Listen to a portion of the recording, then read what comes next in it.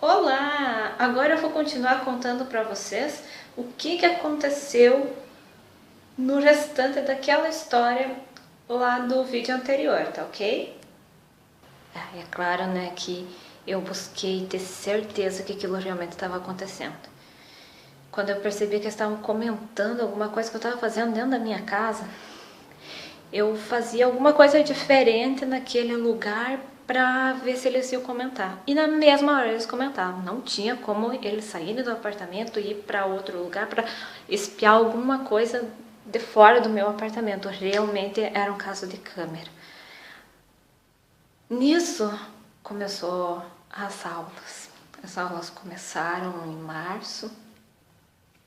Depois que terminou aquela matéria, em janeiro, eu fui pra casa, daí eu voltei para o início das aulas de novo.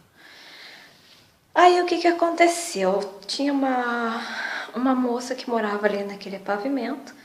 Ela também ela ouviu falar, né, nessas imagens, dessa câmera, né, que podia ver tudo, né, no meu apartamento, o que eu fazia. Ela também quis saber. Ela também quis saber mais dessa pessoa terrível. Eu escutava a conversa de todo mundo. Gente, eles criaram uma Vanessa que nunca existiu. Essa é a verdade. A Vanessa que eles criaram era um monstro, uma pessoa que até eu mesma iria morrer de medo dessa pessoa, eu não iria nem querer chegar perto dela mesmo. E aí essa guria, ela começou a fazer a maldade maior. Ela começou a espalhar essa novidade dessa câmera. E uma noite eu acordei, eles estavam comentando alguma coisa em algum lugar por ali, que iam colocar escutas para gravar alguma coisa também. Então, gente, não bastava eles estarem vendo tudo o que estava acontecendo no meu apartamento, eles também queriam ouvir tudo. Eles queriam ouvir o que eu estava falando no telefone, com quem, o que eu estava falando com as pessoas, quais que eram os meus planos, quais que eram os meus pensamentos. Eles queriam saber de tudo porque eles queriam, com toda essa história, era ter uma prova que dissesse que eu era culpada, que eu fui pega escutando conversa deles por querer fazendo alguma coisa de propósito para isso. A prova que eles nunca tiveram, porque eu nunca fiz nada disso de propósito. E com isso eles pretendiam me expulsar do prédio. Aí eles conseguiram o apoio dos proprietários do prédio. Eu comecei a perceber que os proprietários já estavam bem envolvidos com eles, já andavam no apartamento deles, tendo acesso a essas imagens, vendo tudo que eu estava fazendo no meu apartamento, começavam a discutir com eles sobre a minha situação, sobre o que eu estava fazendo. Aconteceu uma vez de passarem a noite inteirinha em um apartamento junto com o proprietário, olhando para minha cara enquanto eu estava dormindo.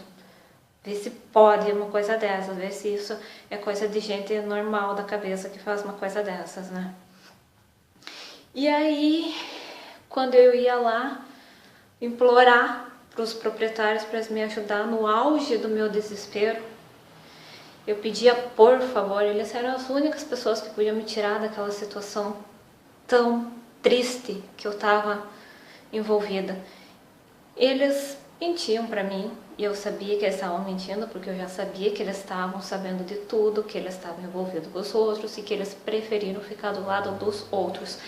Pois se eles ficassem do meu lado, o escândalo iria ser muito grande para eles. Isso daí seria um caso de polícia, eu podia processar eles por danos morais por causa de tudo isso que eles estavam fazendo comigo, era crime.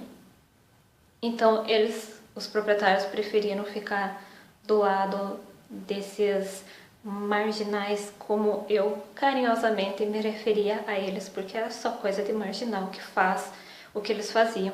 Eles conseguiram ter acesso ao interior do meu apartamento. Quando eu saía, eles entravam lá e colocaram câmeras espalhadas para todos os cantos. Colocaram sim microfone, escuta em tudo lá dentro. Não me perguntem como que eles fizeram isso, onde, em que lugar. Vanessa, você nunca achou nada, você não procurou, você não fez nada. Gente, Era um negócio escondido, não tinha como enxergar. Claro que eu procurei, só que eu não entendia muito bem dessas coisas, né? Eu não sabia em que lugar que estava. O que eu sabia é que eles estavam vendo tudo. Chegou um momento que eles estavam vendo tudo mesmo. Então, qual que era o crime que eu tinha cometido para ser obrigada a estar numa situação dessas? Ter um ouvido super potente, capaz de ouvir coisas que... capaz de ouvir conversas a 2 quadras longe de mim. O problema é que ali naquele prédio estavam falando de mim, era sobre mim. E naquela época eu dava muito valor porque as pessoas estavam pensando de mim.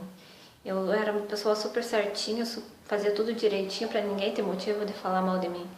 Só que daí chegou uma hora eu percebi que a Vanessa que eles criaram não era eu.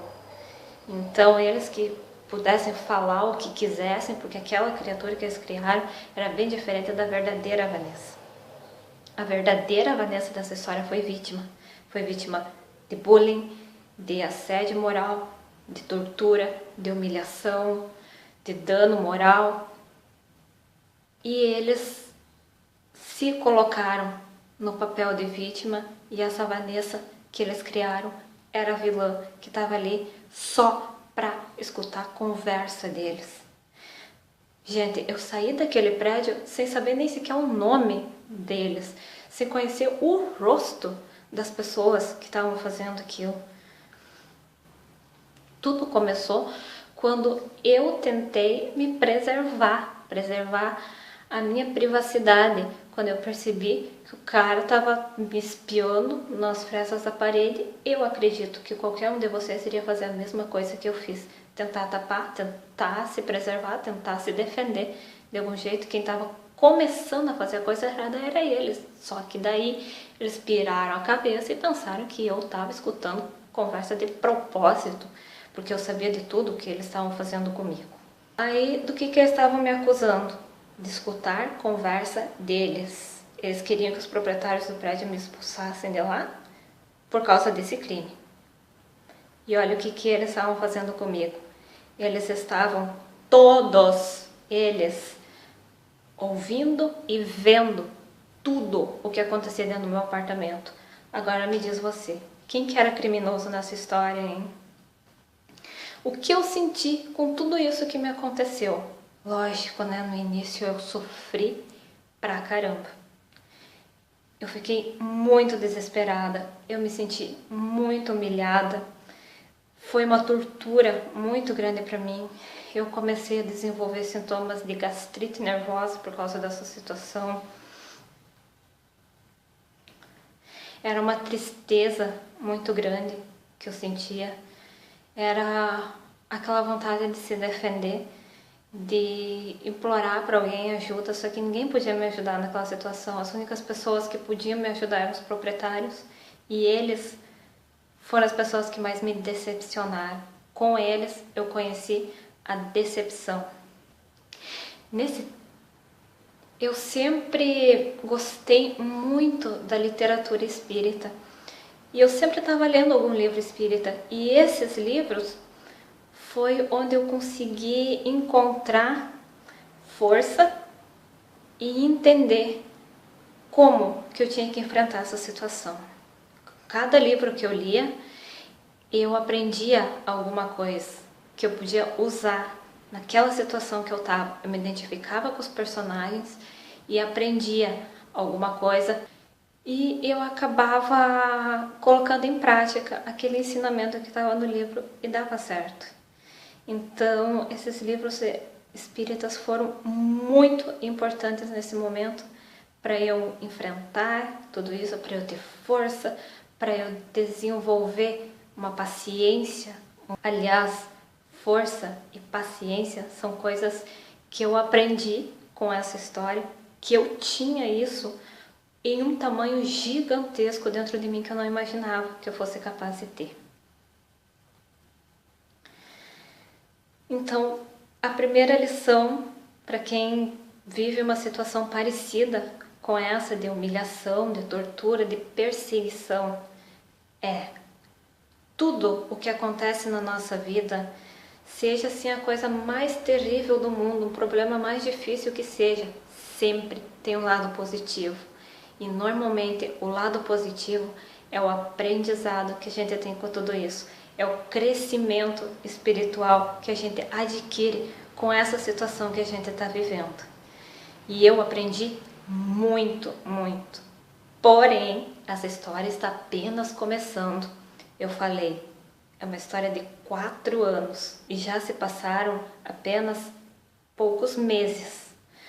No próximo vídeo eu vou contar para vocês como que essa história atravessou a rua e foi parar lá dentro da universidade, dentro da minha sala de aula. Assiste lá para você ver. A tortura foi grande.